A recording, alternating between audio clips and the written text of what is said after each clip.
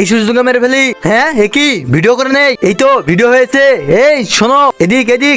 হ্যাঁ আমাকে, হ্যাঁ এদিকে আসো। এই তো এখানে দেখো ভিডিওটা।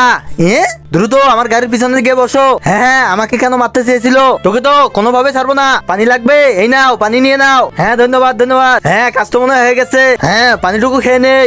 অনেক শান্তি। কিন্তু এ আমার কি হলো? এই তো কাজ হয়ে গেছে। দ্রুত করতে হবে। কোথায়? এই এদিকে আসো, দ্রুত আসো। হা হা হা হা। আমি তো পানি খাওয়ার অভিনয় করেছি, আমি তো পানি খাইনি।